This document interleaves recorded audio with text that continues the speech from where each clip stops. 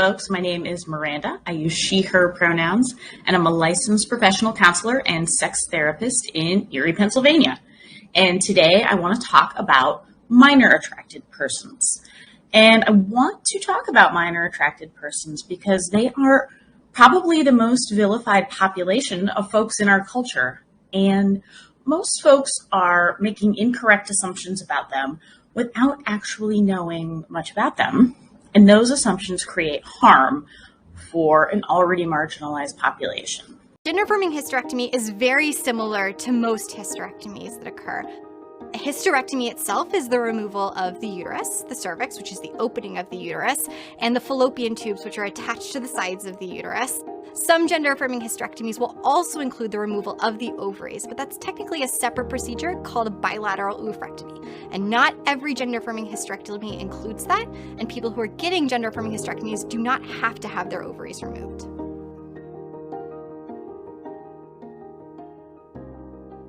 This is in reference to me hanging my pride flag in my classroom in Texas. I'm gonna be real with you. I don't know if I'm allowed to hang it up this year. But I did. And to double down, I now have pride lights across the top of my whiteboard too. Honestly, I don't know how admin's gonna react. I don't know if they're gonna react at all. But I do know that hanging this up is one of the things that makes my classroom as safe as it is. And I'll keep it up until somebody tells me to take it down.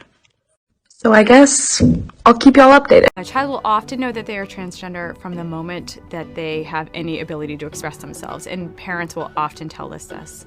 We have parents who tell us that their kids, they knew from the minute they were born practically, and actions like refusing to get a haircut or standing to urinate, trying to stand to urinate, refusing to stand to urinate, trying on siblings' clothing, playing with the quote opposite gender toys, things like that. There is more and more a group of adolescents that we are seeing that really are coming to the realization that they might be trans or gender diverse a little bit later on in their life.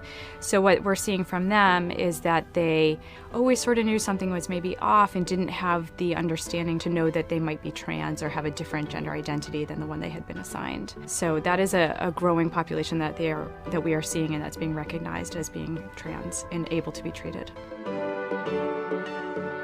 So my students call me... Why did you whisper so quietly?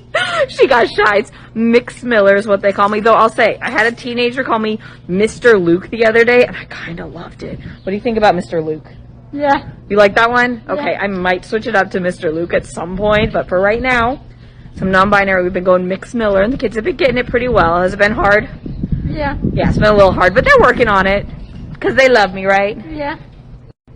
So, with hormones, the mental health piece kind of ties into that because we're able to give 2 letters, either for hormones or for surgery, readiness, things like that. And we delve deeper into it with our amazing team from UCI Gender Diversity Program.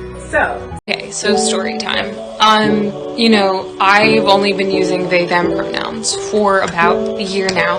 And sometimes I have those days where I get, constantly she, her, and it's really hard to correct. And sometimes I don't because I just don't have the energy to. Recently I work in education, and I've been running into younger kids as young as 7 years old who are identifying as gender fluid, as non-binary. And I had this moment the other day where a kid was questioning, like, hey, you're too young to know your gender. You're too young to know your gender identity. And I was like, I don't agree with you.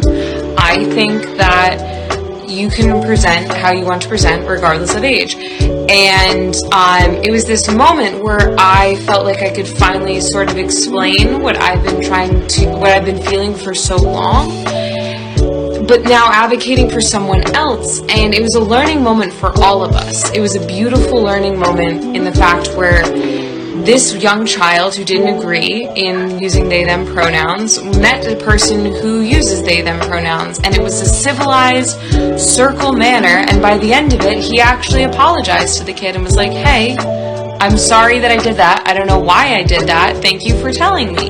And I'm like, yo, this is how it could be everywhere.